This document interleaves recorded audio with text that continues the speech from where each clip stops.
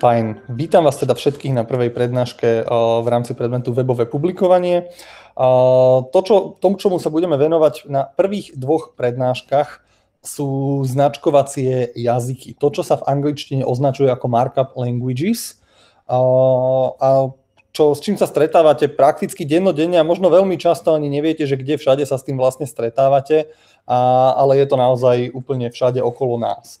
Keby som sa opýtal, že čo vlastne je značkovací jazyk, že či to nejak vieme zadefinovať, tak vie mi niekto napísať do chatu nejakú jednu vetu, ktorou by vedel povedať, že čo taký značkovací jazyk vlastne je? Čo si pod tým máme predstaviť?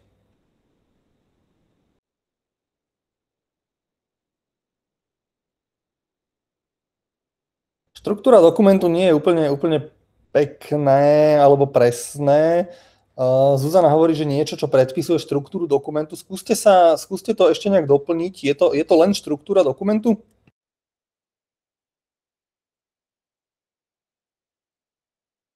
Tá Michalová odpoveď už začína byť trošičku lepšia.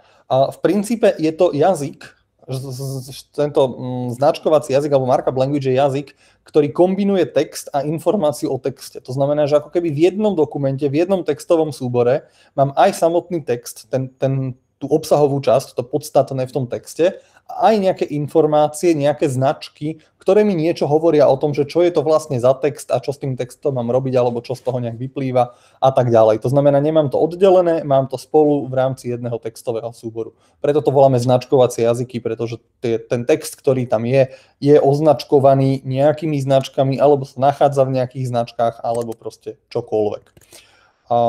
Čo sa týka nejakej histórie, že kde to vôbec nejakým spôsobom vzniklo, tak vychádzalo to z toho, že nejakým spôsobom sme potrebovali vedieť publikovať rukopis v minulosti. To znamená, že nejaký autor musel napísať nejaký text, označiť ho nejakými informáciami, či už pre korektora alebo neskôr pre tlačiara, aby ten tlačiar vedel nielen, že čo má vytlačiť, ale možno ako to má vytlačiť. No a v princípe, akože ak sa bavíme o nejakej histórii značkovacích jazykov, tak sa bavíme o nejakých 60. rokoch, to znamená o nejakom všeobecnom kódovaní 1967. Tech, z ktorého neskôr vzišiel LaTeX, tak pôvodná prvá verzia Techu bola teda vytvorená alebo zverejnená v roku 1978. LaTeX tu je s nami od roku 1985. HTML-ko je tu od roku 93, nejaké XML-ko od roku 96.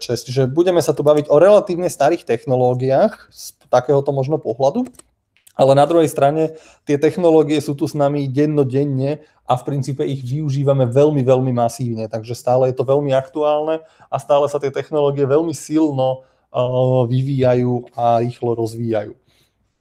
Základná myšlienka toho nejakého značkovacieho jazyka je práve to, že v jednom textiaku vieme sklbiť proste informácie, ako som povedal, aj o texte, aj o napríklad formátovaní toho textu.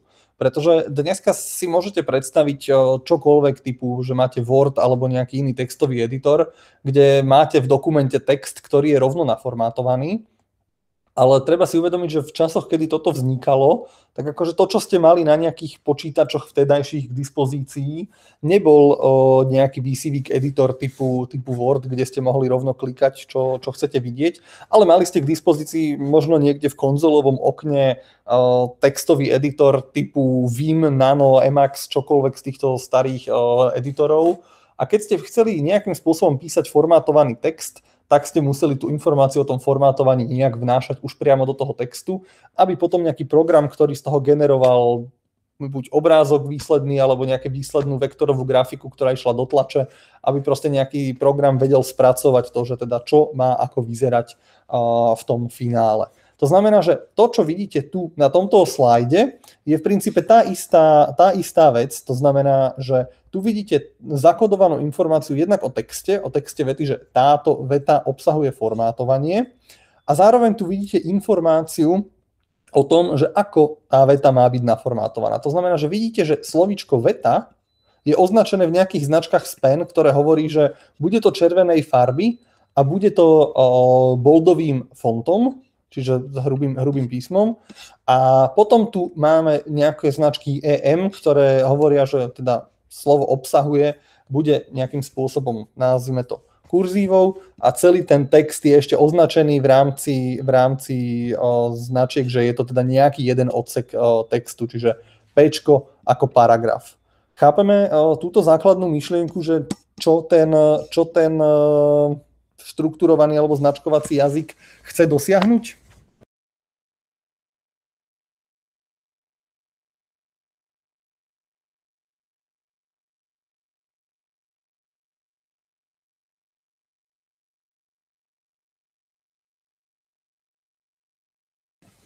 Dobre, OK.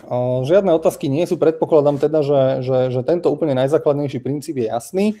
No a teraz, čo sa týka nejakej čitateľnosti, tak toto je tiež akože pekná vec, ktorú si treba uvedomiť na týchto značkovacích jazykoch, že text napísaný alebo dokument čitateľný v značkovom jazyku je ľahko čitateľný aj pre človeka, aj pre stroje. Je to formát, ktorým, keď sa pozriete tuto na tú ľavú stranu toho slajdu, tak okamžite, keď sa na to pozriete, vidíte, že je to zjavne nejaký katalóg nejakých súčiastok, to znamená nejakých rezistorov.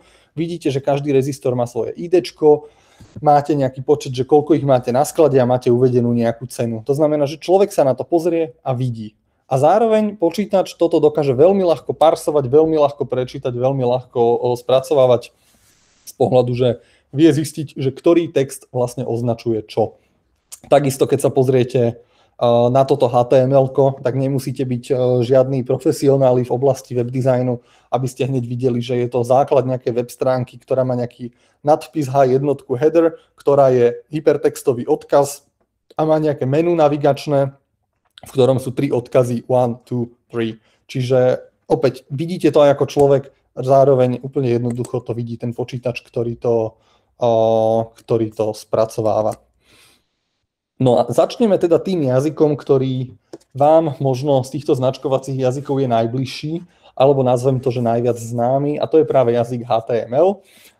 HTML ako skratka znamená Hypertext Markup Language, to znamená, že v nejakom preklade by sme to mohli nazvať ako nejaký hypertextový značkovací jazyk. O tom je to HTML-ko. Základným stavebným kameňom HTML-ka je element.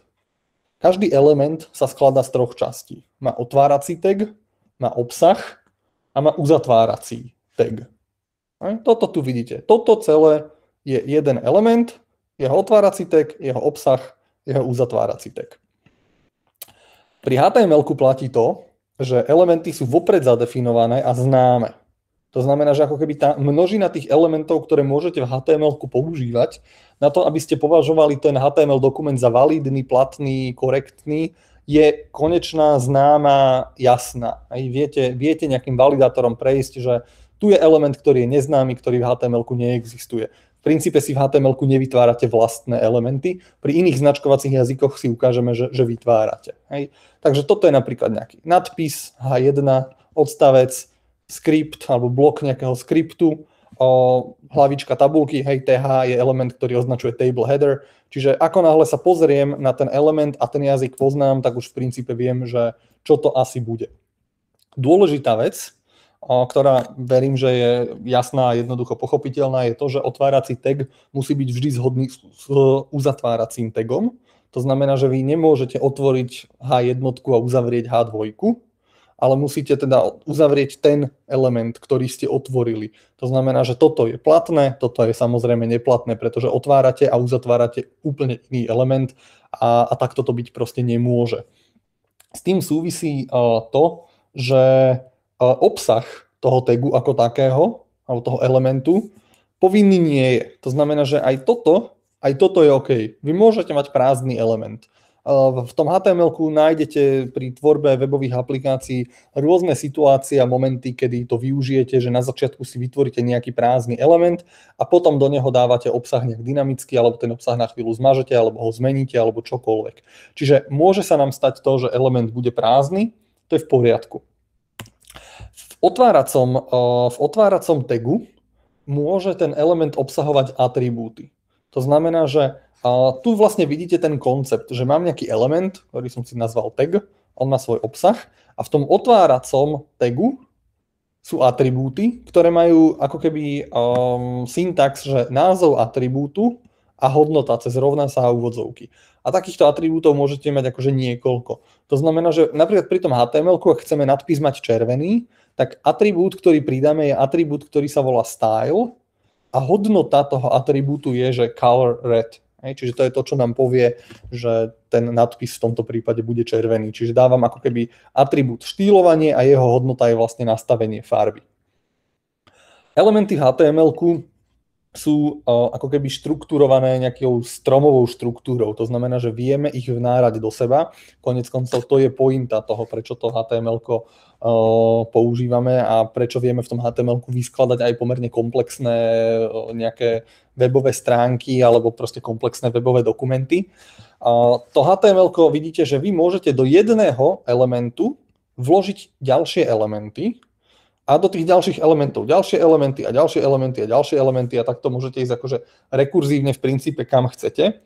To, čo je však dôležité, je, aby v tom bol poriadok. To znamená, HTML-ko som otvoril, zavrel a všetko, čo som otvoril v rámci HTML-ka, som ešte aj zavrel v rámci HTML-ka.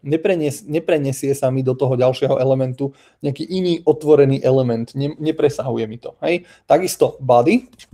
Všetko, čo som v body otvoril, som v body uzavrel. To znamená, neprenášam si nič otvorené medzi jednotlivými elementami. To znamená, že toto všetko je v poriadku.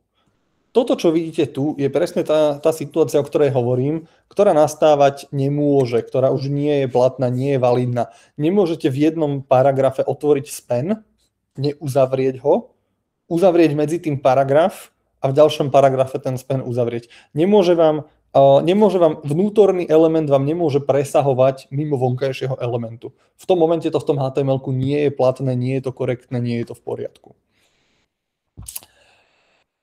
Dneska, keď sa pozriete na HTML-ko, tak veľmi často sa to označuje dnes ako XHTML. Veľmi často nájdete to, že kontrolujete validitu voči nejakému XHTML, alebo o nejakom HTML5 a tak ďalej a HTML5 je v princípe XHTML. A teraz, aby sme si to upratali nejak terminologicky, že prečo na tom záleží. To pôvodné HTML-ko, ktoré vzniklo niekedy v tých 90. rokoch, bolo dosť neporiadne. V princípe akože bol tam dosť veľký chaos, bol tam dosť veľký neporiadok, miešali sa tam veci, ktoré by sa tam miešať nemali a bolo to potrebné upratať.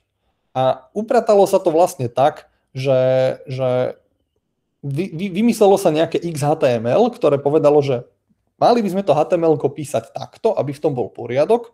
A potom prišlo HTML5, ktoré kvázi akože nahradilo a zjednotilo HTML a XHTML, ale stále sa hovorí, že HTML je v princípe XHTML. Takže ten terminologický chaos, ktorý budete mať v hlave, je úplne v poriadku, lebo ten terminologický chaos okolo toho proste jednoducho je. A poďme sa skôr pozrieť na to, že čo vlastne bolo treba upratať, že prečo to bolo zlé. Pôvodné HTML-ko a väčšina prehliadačov dodnes sú v princípe OK s týmto, čo vidíte. Ste s tým OK vy?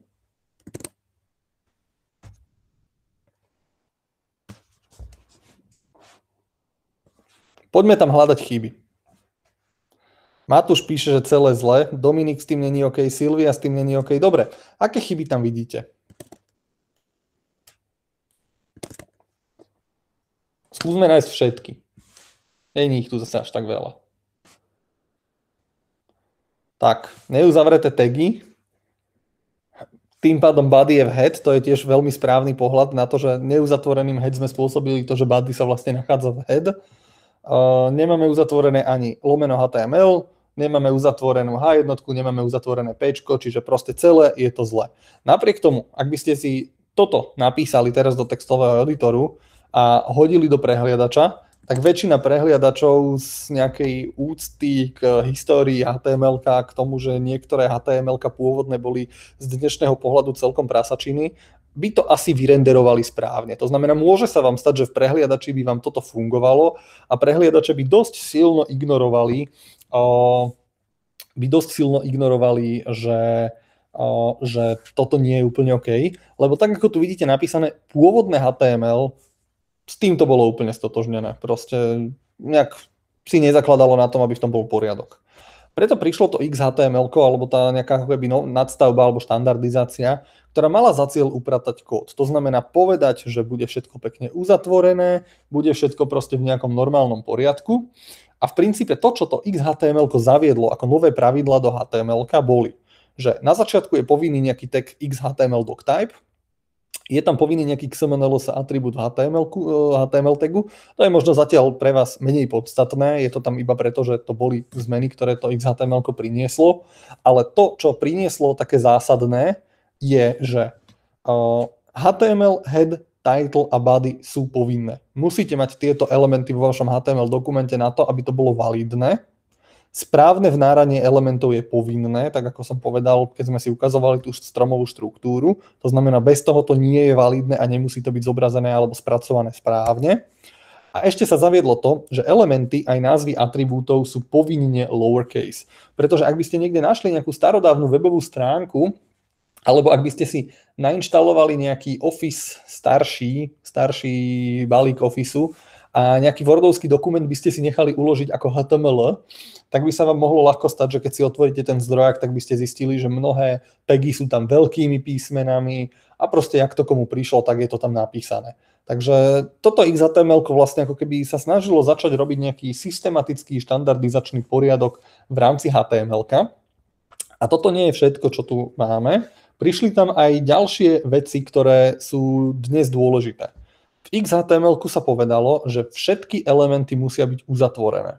Viete, čo robí tag br v HTML-ku? Vie mi niekto povedať?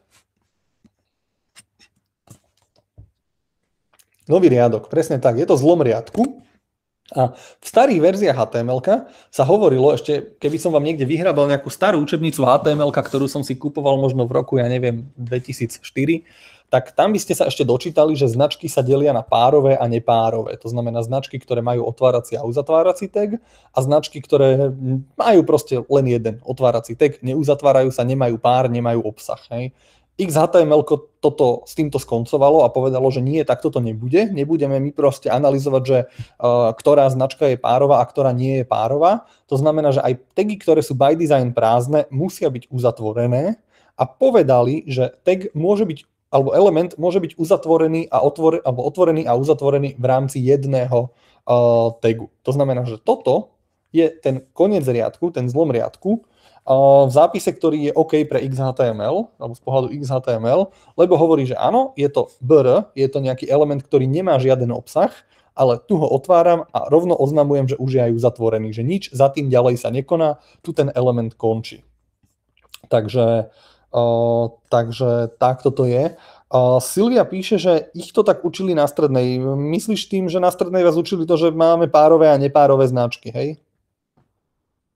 Výborne. Tak prosím, skúste zabudnúť na toto delenie.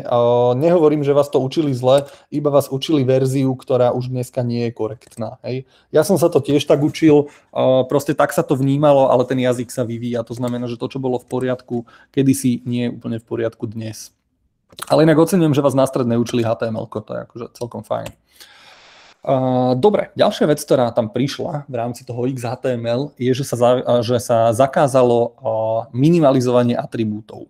Napríklad, keď ste mali nejaký list, nejaký zoznam, nejakých viacerých položiek v HTML-ku a chceli ste jeden mať defaultne zvýraznený, tak ste ho mohli označiť atribútom, že selected.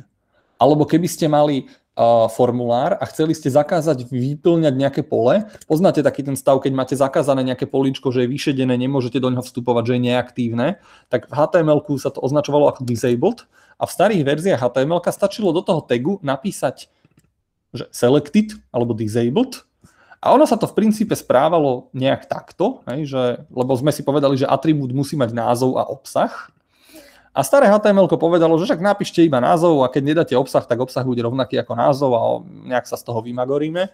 Ale toto XHTML tiež akože zatrhlo a povedalo, že nie. Hej, každý jeden atribút bude mať názov a obsah, čiže ak tam chcete mať selected, tak to bude selected rovná sa selected, ale bude jasné, že ten atribút má názov a má svoju hodnotu. O mnoho ľahšie sa to parsuje, pretože máte jednotnú štruktúru a nemusíte analyzovať podľa obsahu samotného atribútu, že ako ho mám parsovať, lebo to nie je akože úplne šťastné riešenie. No a potom prišlo teda, mimo toho XHTML-ka prišlo HTML5 a teraz, aby sme si začali ten terminologický chaos upratovať, tak dohodnime sa na tom, že HTML5, ak hovoríme o HTML5, tak vždy splňa všetky pravidlá, ktoré sme si tu povedali v rámci XHTML. To znamená, HTML5 je XHTML jazyk, ale tá HTML5, okrem toho, že teda plne na seba adaptovala princíp XHTML-ka, tak porobila nejaké zásadné zmeny. Výrazne rozšírila sadu možných elementov, lebo ako som povedal, tak pri HTML-ku tie elementy sú dopredu známe, tá množina je konečná a nevytvárate si vlastné, takže nové pribúdajú a staré ubúdajú len v rámci rozdielov medzi jednotlivými verziami HTML-ka. A teraz HTML5 výrazne rozšírila sadu elementov a zrušila niektoré staré elementy. Robila to s jedným cieľom. Všimnite si, keď sa pozriete na tie zelené elementy, čo je ukážka zo pár elementov, ktoré pridali, a na tie elementy, ktoré naopak vyhodili, to sú tie červené prečiarknuté. Ako to na vás pôsobí? Čo sa snažilo HTML5 dosiahnuť touto zmenou? Zamyslite sa nad tým, že aké pribudli, aké ubudli.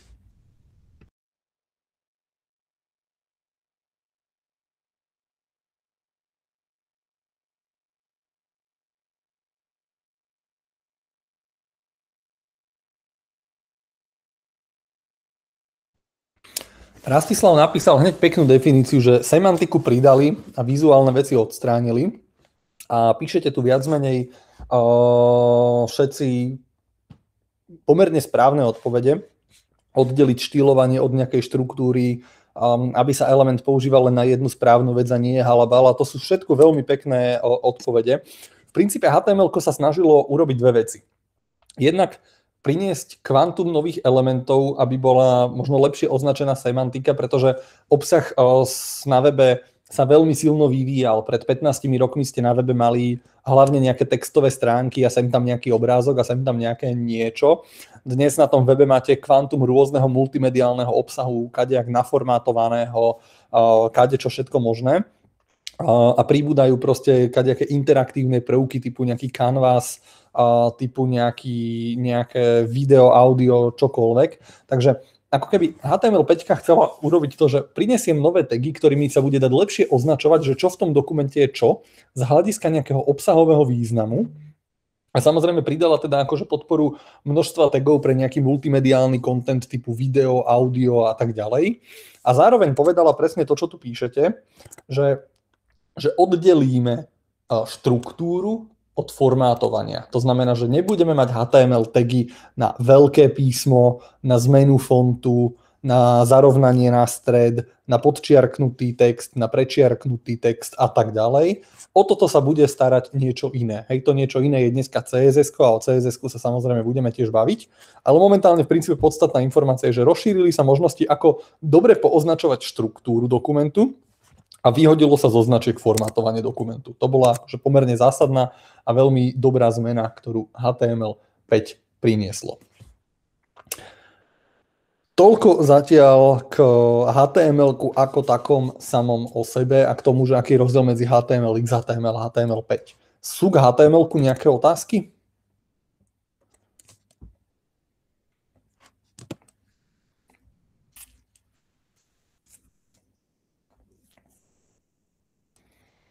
Dobre, beriem to tak, že otázky zatiaľ nie sú.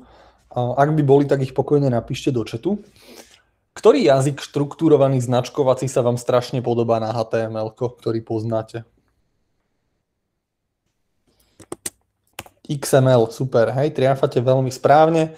XML znamená, že Extensible Markup Language a je to štruktúrovaný dokument, podobne ako HTML, avšak s vlastnými elementami. Slúži práve na to, aby sa dali organizovať údaje v dokumente. A prečo si hovorím o XML-ku? XML je formát, ktorý mne osobne nikdy nebol nejak extrémne sympatický, avšak XML, odkedy vzniklo, tak stále je de facto priemyselný štandard. Veľmi veľa súčasne používaných softverov a systémov si odovzdáva údaje medzi sebou v XML-ku. A to XML na vás naozaj vyskočí skoro úplne všade, takže určite je fajn sa mu trošičku povenovať a pozrieť sa na to trošičku bližšie.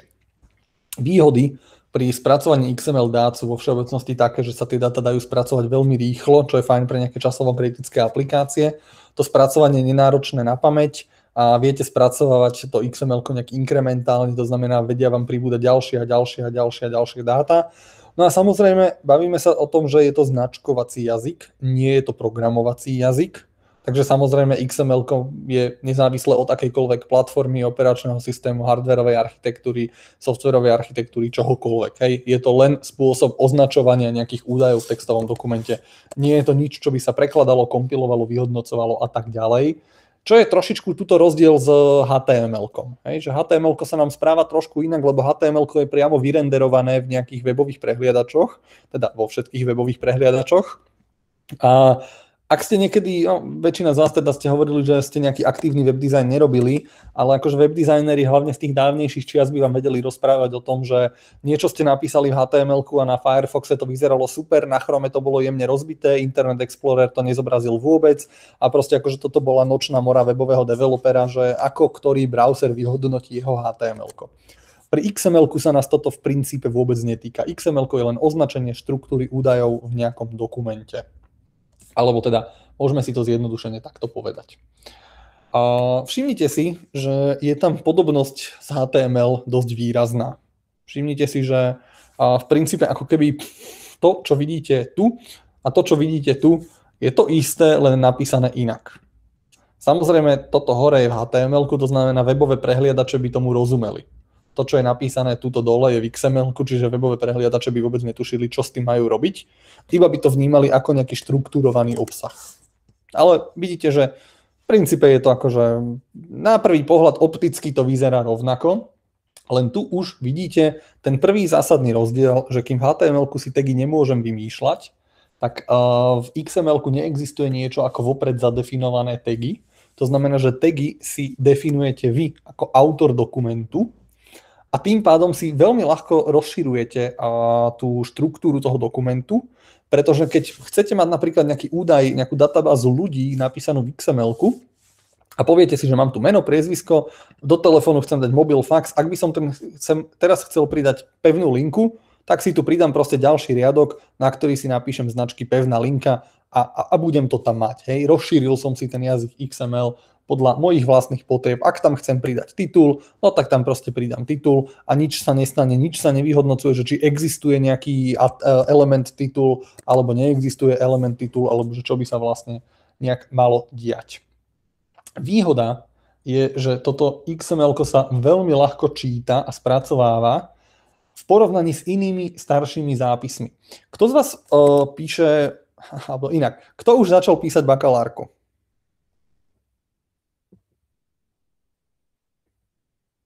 Všetci, áno, však odovzdávali ste nejakú BP jednotku, fajn. Dobre, a kto to píše v LaTeXu? Výborne, teším sa, že je tu toľko fanúšikov LaTeXu. Paráda, úplne super, skvelé. No a predpokladám, že ak si teda nechcete šklbať vlasy pri finalizácii vašich bakalárok, tak používate BibTeX na označovanie citácií. Asi ste si všimli, že tie BibTeX notácie sú niekedy akože celkom kvalitný chaos a neporiadok. Takže keď si to porovnáte, že napríklad BibTeX validný je toto tu a to isté prepísané do XML-ka vyzerá takto, tak vidíte, že trošičku asi to XML-ko je ľahšie parsovateľné, ľahšie čitateľné, že je v tom jednoducho trošičku väčší poriadok. Hej. Takže v tomto bolo akože to XML-ko prínosné, lebo áno, ten LaTeX aj s tým jeho BibTexom, tak ako sme mali na tých úvodných slajdoch, je tu od 80 rokov, úplne v pohode, nič sa nedeje. To XML je trošku novšie a už k tomu prístupuje takým spôsobom, že je to trošičku ľahšie čitateľné. Čo sa týka XML, tak podobne ako pri HTML, aj tu základom je element. A zase sa ten element skladá z troch častí, otvárací tag, obsah, uzatvárací tag. Naozaj identické ako HTML, s tým jediným rozdielom, že HTML má elementy fixné, XML ich má variabilné, ako sme si už viackrát povedali. V tom XML-ku tým pádom, že sú tie elementy variabilné, tak názov tagu môže byť takmer čokoľvek. Takmer čokoľvek. To znamená, sú nejaké znaky, ktoré sú zakázané v XML-ku. Nie je ich veľa. Je to napríklad medzera, to znamená, nemali by ste mať tag s medzerou. Je to ampersand, čiže nemali by ste mať tento znak v názve tagu, nemali by ste mať bodku v názve tagu. Ale napríklad podtržník tam môžete mať, malé písmena, veľké písmena, čísla, čo potrebujete, tak to tam budete mať. V XML-ku bolo treba vyriešiť možno jeden problém. Že ak by ste chceli napísať nejaký výrok, mať element nejakého matematického výroku, že x je väčšie ako y, alebo x je menšie ako y, tak klasické značky väčší, menší neviete dať do XML-ka, pretože čo by to znamenalo, keby ste tam dali znak menší?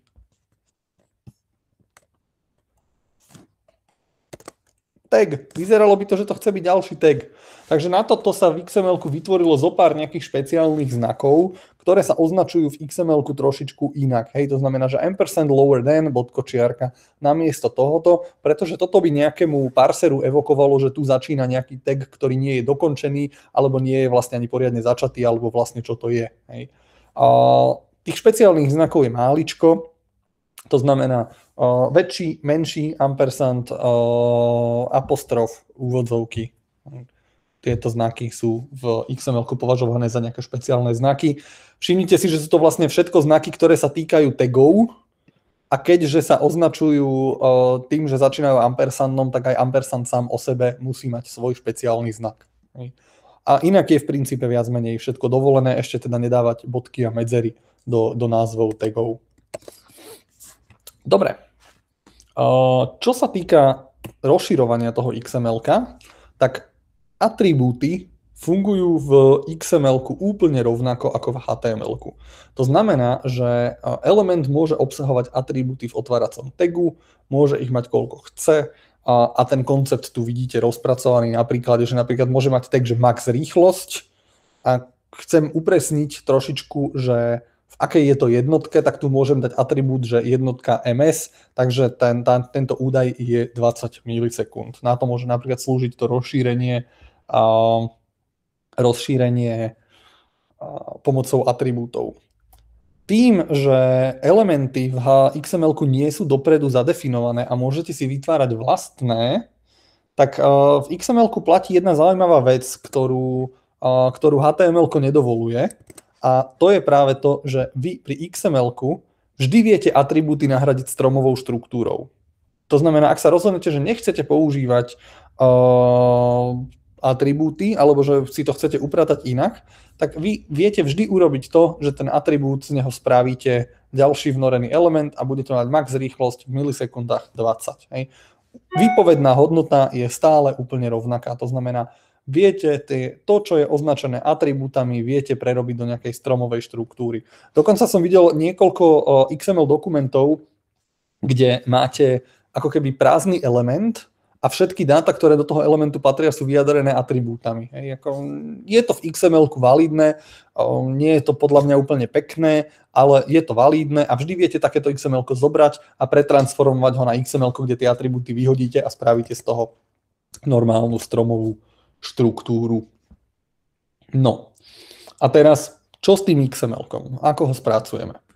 Pri tom XML-ku v princípe ide o to, že keď ho chcete dostať do nejakých údajov v pamäti, tak vy máte XML dokument a nejaký parser si ho skontroluje a nahrá ho vo forme nejakej stromovej štruktúry, stromovej dátovej štruktúry priamo do pamäte, kde s tým už rovno pracujete. A zase naopak, keď to máte v stromovej štruktúre a chcete to dostať do XML-ka, tak tomu procesu hovorím, že serializácia a vy viete v princípe nejaké dáta. A predstavte si, že máte v nejakom programovacom jazyku dáta v nejakom viacrozmernom poli. Väčšina programovacích jazykov dokáže urobiť to, že máte nejakú knižnicu na XML, zoberiete celé obrovské viacrozmerné pole, v ktorom máte čo chcete a poviete tomu, že XML serialize a dovidenia. Vypluje vám to XML-ko s obsahom tých vecí, ktoré máte v tom poli. Ak to pole máte rozumne nastavené, pooznačované, pomenované, tak to výsledné XML-ko môže byť aj relatívne celkom pekné. No a tuto je také, že DTD, že správna štruktúra a validita údajov. vy pri parsovaní XML-ka máte možnosť ako keby porovnať to XML-ko, že či to XML-ko má vlastne akože správnu štruktúru, či ten model dokumentu je valídny, lebo predstavte si, že máte nejaký projekt, nejaký portál, nejakú službu prevádzkujete, kde vám ľudia môžu nahrávať nejaké dáta a vy im z tých dát niečo potom generujete, robíte, alebo vám proste dáta odovzdávajú z nejakého dôvodu. A vy chcete tým ľuďom povedať, že tu mi nahraj XML-ko, ale nechcete, aby keď vám tam nahrajú zlé XML-ko, nesprávne XML-ko, chybné XML-ko, aby vám spadol váš program alebo aby sa tam dialo nejaké nepredvídané správanie. Chcete takéto XML-ko identifikovať, že toto parsovať nejdem, lebo sú tu proste blbosti, ktoré ja parsovať nechcem. A takým akože prvotným krokom, ktorý na to slúžil, bol tzv. DTD, to znamená Document Type Definition, ktorý slúži na overenie správnosti dokumentu. To znamená, že vy napríklad môžete do nejakého XML-ka povedať, že máte nejaké DTDčko a v nejakom XML-ku poviete, že toto XML-ko, ktoré tu je, nasleduje, hej, a sú tu nejaké poznámky od niekoho, niekomu s niečím o niečom, že sa budú validovať prostredníctvom nejakého node DTD, ktorý vyzerá nejak takto, hej. A tu je zadefinované, že v každom elemente node by mal byť proste nejaký element to, element from, element heading a tak ďalej. To znamená, že dá sa potom vlastne zisťovať, že či to XML-ko je validné alebo nie je validné. A toto DTDčko bol taký akože pôvodný koncept, možno relatívne slabý. Neskôr prišla tzv. XML schéma. Účel bol úplne rovnaký ako pri DTD, ale ten nástroj je silnejší, lebo si všimnite, že tu už sa do toho vnášajú normálne poriadne dátové typy a samotná tá XML schéma je validný XML dokument. To znamená, že XML schéma je v XML formáte a všimnite si, že tak ako máte stromovú štruktúru tých elementov tu, tak tej XML schéme, ktorá to kontroluje, ju máte v princípe úplne kvázi rovnakú. To znamená, že v tom element note máte nejakú sekvenciu, v tej sekvencii musia byť nejaké 4 atribúty, alebo teda 4 ďalšie tagy, ktoré sa nejak majú volať a majú byť typu XS string a tak ďalej. Hej. Čiže viete prostredníctvom ako keby iného XML-ka validovať nejaké iné XML-ko, v ktorom máte tie reálne údaje. DTDčko samo o sebe, ak sa na to pozriete, vidíte, že toto nie je validný XML dokument. To znamená, že ťažko sa validuje to DTDčko ako také. Zatiaľ jasné? Matúš sa pýta, že či XML slúži na úschovu údajov. Úschova podľa mňa nie je správne slovo, pretože na úschovu údajov slúži databáza alebo pevný disk alebo cloudový storage, to je jedno. XML je v princípe dokument, v ktorom sú údaje, ktoré sú štrukturované a označované. To znamená, že ako keby nie len, že sú tam samotné údaje, ale je k tým údajom aj vysvetlené, že čo sú to za údaje, na čo sú tam a tak ďalej. Takže ja by som skôr povedal, že neslúži na úschovu údajov, skôr by som povedal, že slúži na odovzdávanie alebo výmenu údajov medzi nejakými systémami a tak, aby ten jeden systém, ktorý to XML-ko vypluje, ho vyplul v nejakom normálnom formáte a druhý systém ho vedel prečítať. Zuzka sa pýta, že čo sa napríklad prenáša pomocou XML. Nezabúdam na túto otázku, vrátim sa k tej otázke na konci. Matúš sa pýta, že či niečo ako JSON. V princípe áno. V princípe akože dnes JSON pomerne efektívne vytláča XML-ko a kým sa akože aktívne nepoužívali JSOny, tak sa veľmi často používali XML-ka. A toto už čiastočne aj odpoveď, tu už prichádzam trošku k odpovedi na Zuzkinu otázku.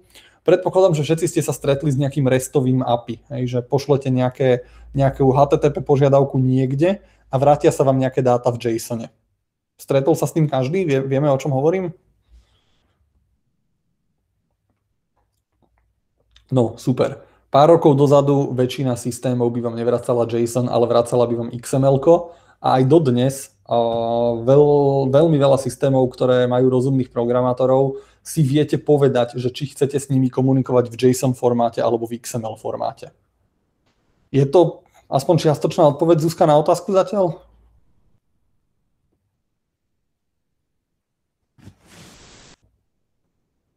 Dobre, výborne. Dobre. Ešte nejaká otázka, alebo ideme ďalej?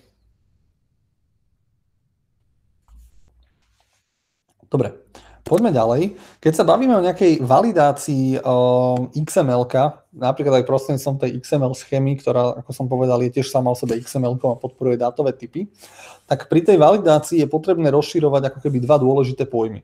Takzvané well-formed XML a takzvané valid XML. Aký je medzi nimi rozdiel?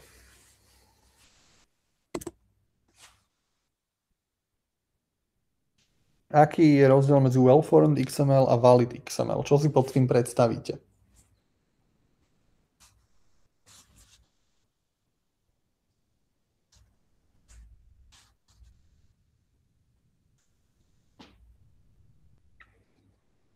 Ten samotný názov well-formed trošičku napovedá.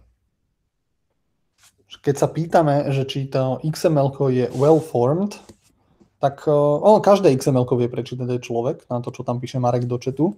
Ale keď to XML-ko je well-formed, tak v princípe hovorí len o tom, či ten dokument má správnu syntax XML. Nič viac. Len to, či je to syntakticky správne. A to znamená, že či obsahuje jeden root element, či všetky elementy sú uzatvorené, či sedí case sensitivita tagov, či sú tagy do seba správne vnárané, či sú všetky hodnoty atribútov v správnych úvodzovkách. To je celé. Hej, to znamená, že napríklad toto je well-formed, ten prvý riadok, toto nie je well-formed, pretože XML je case sensitive, čiže ak mám raz otváram element, že rodné priezvisko s veľkým R a veľkým P, tak ho nemôžem uzatvoriť, že rodné priezvisko s malým R a malým P, pretože to je iný element. Hej, takže toto by nebolo well-formed XML. Naopak, keď sa pýtame na to, že čo je valid XML, tak hovorí o tom, či dokument obsahuje tie údaje, ktoré má obsahovať na základe nejakého súladu, či s DTD súborom alebo XML schémou. Okay?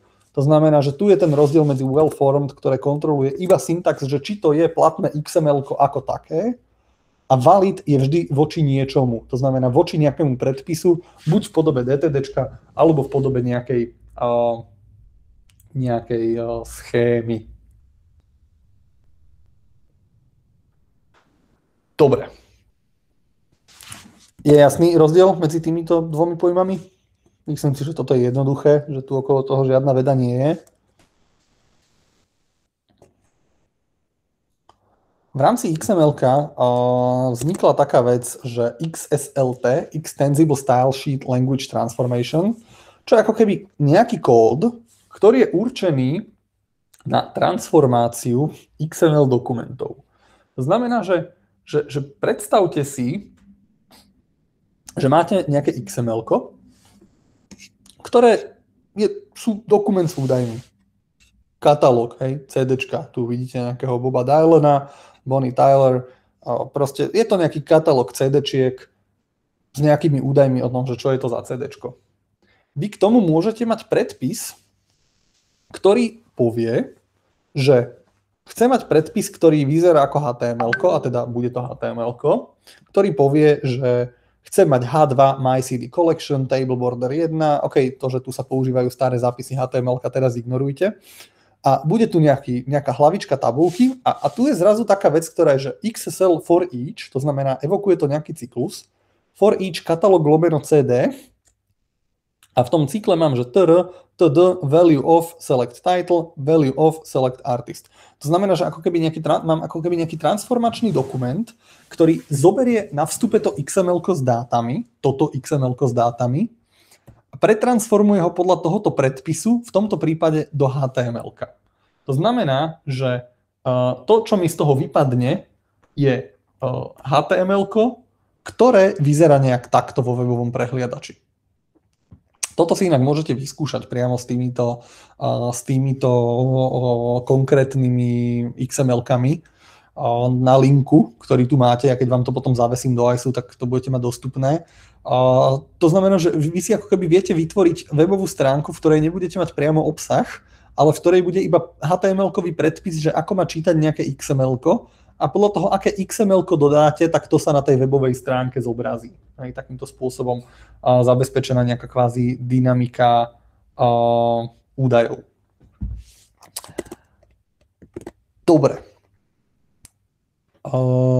Takisto to XSLT nemusí slúžiť len na to, aby ste nejaké XML-ko dostali do HTML-ka, ale môže slúžiť aj na to, aby ste to dostali do iného tvaru XML-ka. To znamená, že predstavte si, že máte takéto nejaké XML-ko a chceli by ste z neho mať nové XML-ko, ktoré bude obsahovať nie všetky údaje o tých albumoch, ale bude obsahovať iba priamo v root elemente údaje o všetkých spevákoch alebo všetkých umelcov, ktorí tam sú a nechcete ich tam volať, že artist, ale chcete ich tam volať singer.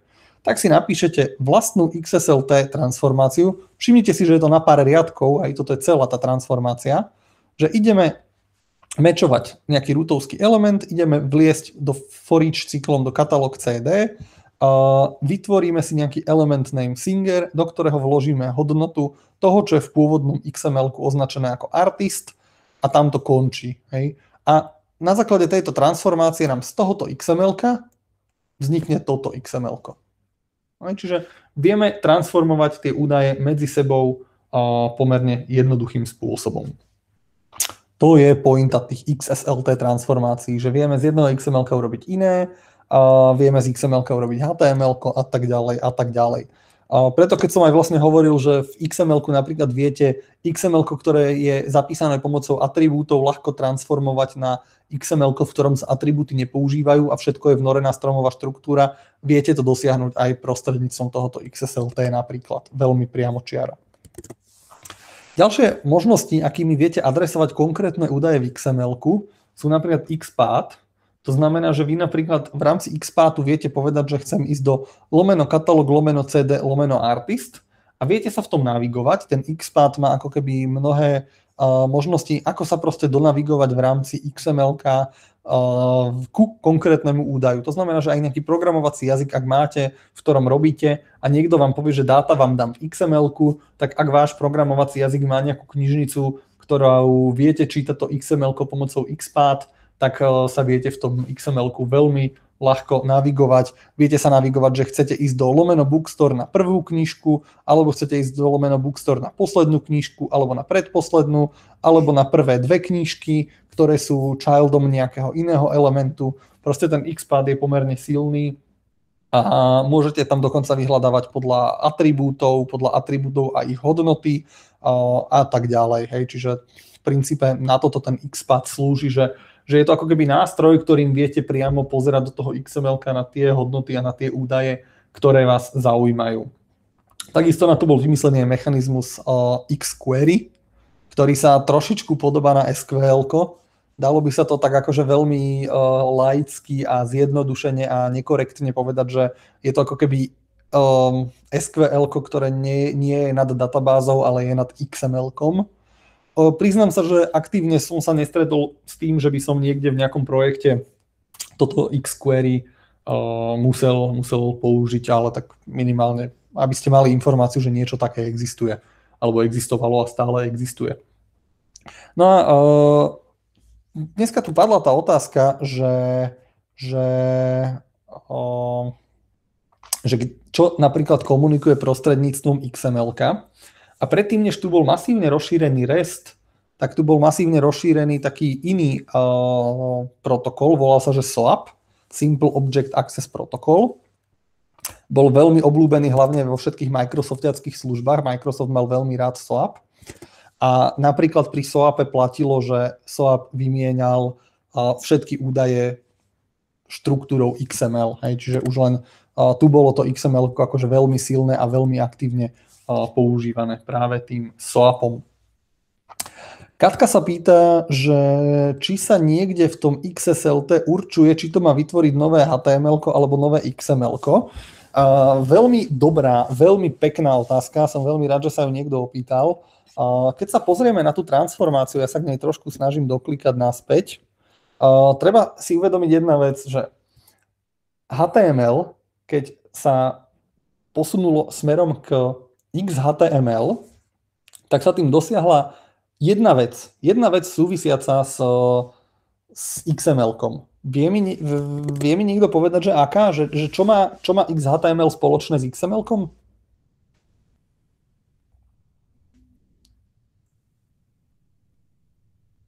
Áno, super. Matúš píše, že X, ja dokonca si myslím, že aj to ML majú spoločné. Dobre, ale je tam jeden pekný súvis. V momente, kedy sme z HTML-ka urobili XHTML-ko, tak ako sme mu vytvorili tie pravidlá, tak každý XHTML dokument je validné XML-ko. A tu už je akože naznačená tá odpoveď pre Katku, že z pohľadu XSLT je nezmyselné sa pýtať, že či to vytvorí HTML-ko alebo to vytvorí nové XML-ko, lebo HTML-ko je v princípe zase len XML-ko. A je to len o tom, že či v tom XSLT-čku vytváram napríklad tag, ktorý sa volá Singer, alebo či to proste zabalím do tagu, ktorý sa volá HTML. Hej? Pretože z pohľadu XML-ka HTML je proste tag ako každý iný. To, že webové prehliadače mu rozumejú, to je akože benefit HTML-ka, benefit webových prehliadačov. Ale HTML5, ktorá spĺňa XHTML štandard, znamená, že ten samotný dokument je validné XML-ko. A je to inak veľmi zaujímavé v tom kontexte, že HTML-ko tu bolo pred XML-kom. Ono ako keby, bolo to staré HTML-ko, v ktorom bol relatívny chaos. Z toho HTML-ka sa neskôr odvodilo XML-ko, že niekto si povedal, že wow, však takýto značkovací jazyk by bol fajn na dátovú štruktúru, ale treba v ňom mať poriadok. A keď už bolo to XML-ko, v ktorom bol poriadok, tak sme sa vrátili k tomu HTML-ku a povedali sme si, že poďme ten istý poriadok spraviť aj v tom HTML-ku, spravíme z HTML-ka platné XML-ko, napriek tomu, že to XML-ko vzniklo z toho škaredého hnusného HTML-ka pár rokov dozadu. Takže oni si dneska takto žijú v takej symbióze, že učili sa od seba navzájom tieto dva jazyky.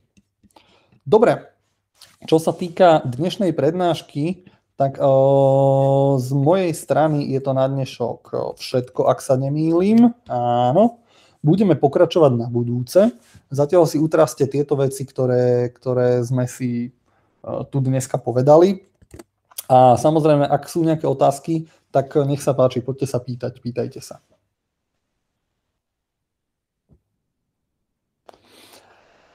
Padla tu otázka, že či formát typu PDF a DOC tiež patrí k značkovacím jazykom.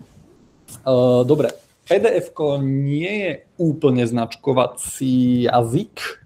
Toto by som dal zatiaľ bokom, ale napríklad .doc je proprietárny formát Microsoftu, ale keď sa pozrieme na ten nový formát .docx, tak .docx, keby ste nainštalujete si nejaký 7-zip alebo nejaký takýto akože šikovný archivačný program, a zistíte, že docx, xlsx, pptx sú v skutočnosti len zipy, ako keby archívy, ktoré viete rozzipovať a v tých archívoch nájdete použité obrázky, použité fonty a štruktúru dokumentu spravidla zapísanú ako XML-ko, alebo ako HTML-ko.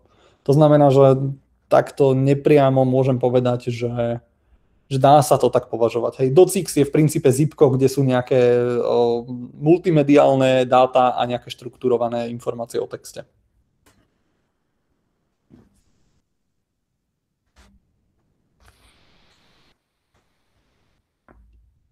Máme nejaké ďalšie otázky? Áno, túto otázku som tu prehliadol. Priznám sa, že nepoznám Selenium, Zuzka, tak aby som vedel odpovedať na túto otázku o XPáte. Akože intuitívne si myslím, že na 99% ten XPAT bude buď ten istý, alebo sa z toho nejak bude vyvíjať, ale to je len akože moja nejaká intuícia. Pozriem si to a môžeme sa k tomu kľudne vrátiť pri ďalšej prednáške. Lebo so Selenium som nerobil, čiže neviem na to akože úplne takto odpovedať. Padla tu otázka, že čo budeme brať na tomto predmete. Áno, jasné, môžeme sa povedať aj o tom. Sú ešte nejaké otázky priamo k tejto prednáške?